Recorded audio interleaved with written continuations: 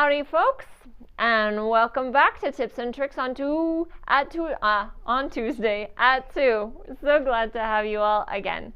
Today I wanted to take just a minute and I wanted to revisit where we left off last week, in that I told you that my favorite binding is the bias binding because of how it wears. And it happens that when I went away from our last conversation, right in here. Okay, yes. So we want to look at how we've worked away from the edge of things. And do you see this little roll? And do you see how those rolls are all working on the 45 all the way down? That, my friends, is a bias binding that is giving way at the crossing of each of those fibers like I told you about. And you can see it happening here on the piecework as well. It's not that. Let's see if we can find a better location for you. Okay. Here. No, let's get piecework. There's enough of this worn out quilt. We can find it. Here we go. Let's try this edge right here. Focusing. We got it, guys. Okay, now we just got to find... Oh, that's actually a good one. Good job, Becky. Okay, so you can see where the fibers are rolling right off the edge of that, and then dropping down again, how it's along the grain. Now, if you would like to see down the side of it, come with us while we drive through the microscopic zoomed in world. There we go. Messing with the focus. Okay, we can't quite do it, but we do have a place back here that was in focus. There it is. Okay, so you see how we actually have the binding that's broken through on both sides, but what remains is actually where it was stitched, like where the actual seam of the bias is, and where the that we're going along those grain line edges to wear it out. Okay, so there you go, one worn out quilt that can teach us a crazy ton. So come on back up here and let's talk to my face for a second. I gotta find you. Yeah. Woo! Sorry, but that's okay. Yeah. Hi guys. All right. So, you know, FaceTime in this masked world is a great thing. Anyway, what I wanted to say was just that one of the things that I highly recommend as you're learning how to quilt and as you're bringing your quilting up to the next level is pay attention to what happens when your quilt's been around for a while. Where does the wearing happen? What is easy to unpick and hard to unpick? Because that's going to tell you a lot about how well it's constructed and how vulnerable the piece is and where you can strengthen it, if what you're going for is the kind of quilt that should be loved to death. Which, by the way, this quilt was exactly designed to be loved to death. I wanted this to happen, so this worn out quilt is actually a badge of honor in my opinion. Today, let's go ahead and look at what we've got on the table. We're going to talk a little bit about getting your quilt sandwich prepped.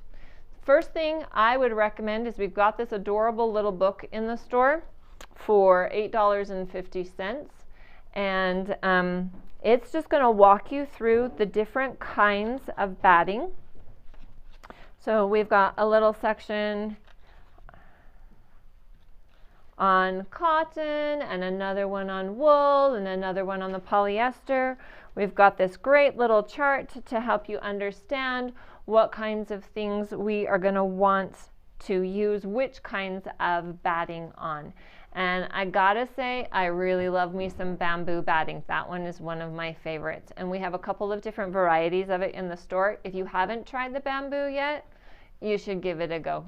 One of the things I really love about it is the antimicrobial properties of the bamboo, and also the it's a moderating insulator. So when I'm cold, it helps me be warm, and when it's summertime and I don't want to be very warm, it helps me not be too hot. Okay, what we have here is chocolates.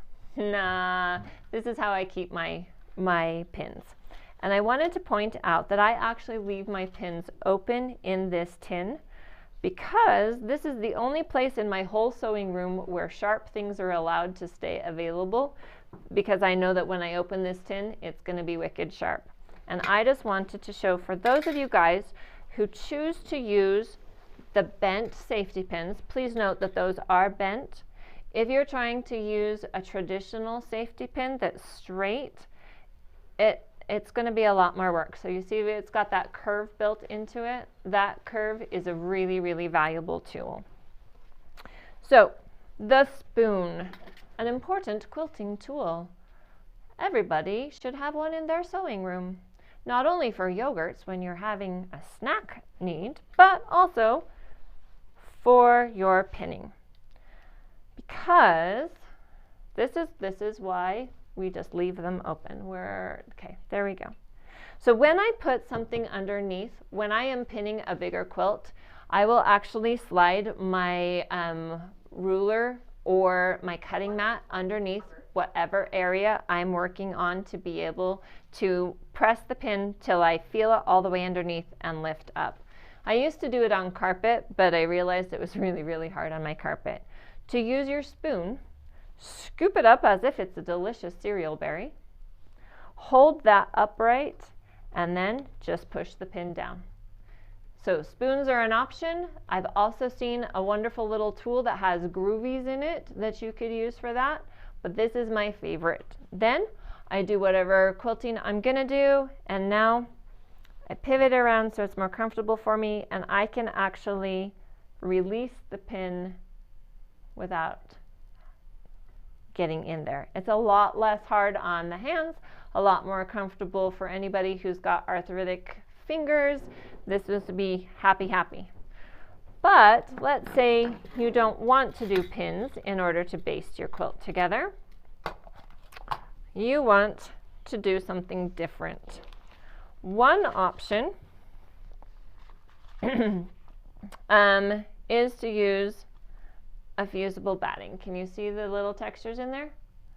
But to be really, really honest, I don't like this for a real quilt. I don't like how it changes the hand of the quilt. I don't like how it changes the insulation of the quilt. I think this is an excellent tool if we're talking about a craft project. This is a great thing for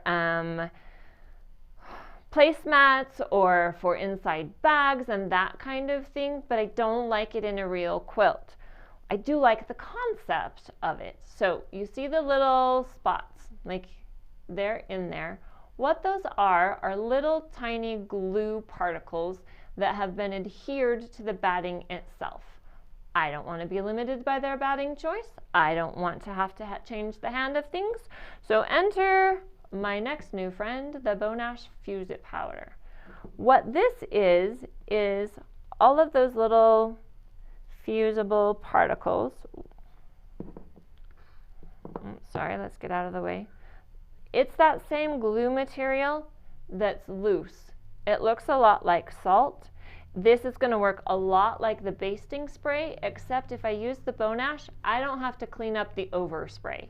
And I don't have to try to figure out where those sticky particles went, because if I overflow with this, a broom or a vacuum, I am done and good.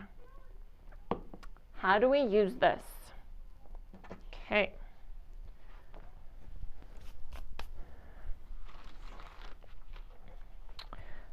Like regular quilt sandwiching, we're going to start with our back face down. And in this case, I'm just going to take a moment to press it. Then, my apologies, yoink. We're going to start with the batting itself. And I'm going to pretend like it's salt. Hey, see, it's salt and dinner. Okay, so I'm going to give myself a soft little sprinkle, which is going to come out now. There we go. Okay, I'm going to sprinkle it like it's dinner. And I can see it, but I'm confident the camera is not going to pick it up. And so I'm going to lay my backing fabric down, and then Teflon sheets. The starter pack of the Bon Ash comes with the Teflon sheets, and then we have a refill package too. Don't try it without the Teflon sheets, or like me, you will have a toasted quilt. Yes, I toasted my quilt. Yes, I changed the colors of it. Yes, it worked out okay, and I only cried a little bit. Okay, so this is going to help us prevent any of the discoloration, and it's going to allow me to work on this fabric that is white on white without altering anything. And we're just going to do a really slow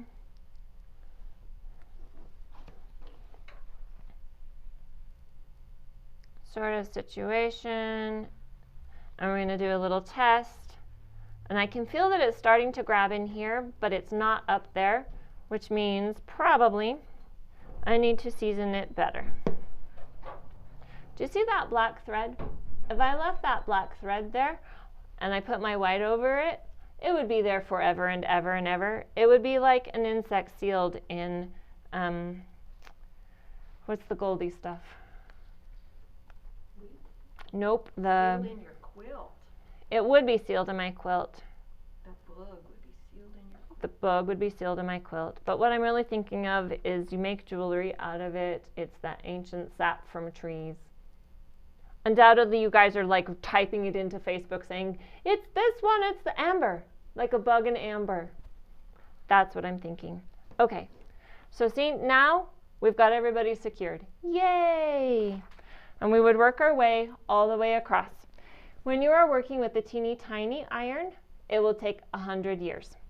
When you are working with your real big iron at home, it will not take 100 years. Okay, we're gonna flip our whole guy over. We're gonna sprinkle our stuff down again. And we're gonna put our top on. Again, we're gonna lay our pieces over the top. And we're gonna work that down. What I found is that the Bon Ash, because I get to control how much of it is there, and I get to control what the batting is. Yes, Marco is waving at me like we've got sound issues. No, someone asked how to use this on a large quilt. How do I use this on a large quilt? Excellent question. I will finish this sentence and I will come back to the large quilt. Okay, so there we go. We've got everybody sealed together. When I, go ahead and talk to my face. When I built, the first time I did, I used the Bon Ash, I actually started with an over large twin size blanket. I have a son who's more than 6 feet tall, and so I tend to make my twin size really, really huge. This was a quilt that was intended for him. And I started on my dining room table, and I got myself some of the ironing board cover, and I covered my whole dining table with that, and just to be sure, I also put a couple of layers of towels underneath. I started in the middle of the piece and I worked my way slowly out to the edge, and then from the middle back to the other edge. Then I scooted it on the table and worked my way along. It's not very different than if you were pinning it, but because I had that bigger ironing surface underneath, it helped me move along quite easily. That particular quilt I was going to work on by hand in a long car trip, and I knew that there would be a lot of shoving it into and out of bags, and I knew that I was not going to be able to have it in the hoop, and I needed things to stay exactly where they were. So that quilt went on, I believe that was a 2-week trip, in and out and in and out and in and out, and I had no shifting on anything, which was when I decided, okay, Bon Ash and I could hang out together. It's going to make it a lot easier when you're working on the quilt, when you're doing it on your home sewing machine, because you're going to be able to roll it up all of those layers are adhered to each other well enough that you can shove it into and out of the machine, and you're gonna not have the shifting issues that do still happen even with pins. I'm a pretty great pinner. I've kept those pins pretty close together, and I still find that the Bon Ash, especially on the larger projects, was actually able to help me better. It also is something that if you're going to be doing this for a long arm machine, it's totally unnecessary. Skip this step. But if you're going to be doing this in your lap or on your machine, it's useful. And I also found it an easier way to do when you need the back to line up with the top a little bit better. Had a little bit more control over being able to tack things down as I went, because I could flip the layers back and forth without disrupting all of the layers of the sandwich. Does that answer the question? Got anything else we wanted to address here? Okay. There was one other thing I wanted to tell you guys. Oh, so Bon Ash will give you the sheet this size because it fits in their container, but there are other crafts that use the Teflon sheets in 18 by 24, and that really is a much more comfortable size to use if you were going to be doing the big quilts with them. And also I wanted to point out, this is hard to see, that we've got the heat press batting, and that's when you're going to be able to use your multiple scraps of batting to create a larger piece, and then by the time you have done your stitching over the top of it, you are good to go. And I believe there was something else I was going to tell you guys, but it's completely fallen out of my head. The good news is I will be back again next week, and next week we're going to have a little bit of a conversation about what if you wanted to create a piping edge with a binding application, what that might look like. So come and see us again next week, and you will also be able to find, I remember, okay, on YouTube, we have the recording of the video that Marcia did when she talked to you about how to square up your quilt back and your batting.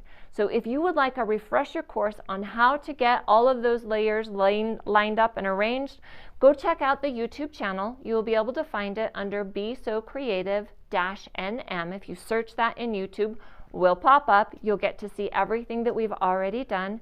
And Marcia will go over with you how to make sure that things are squared up. And a quick conversation in the back of the shop today. Reminder that if you are going to have your quilt quilted by a professional long armer, that 4 inches around the edge is really, really helpful.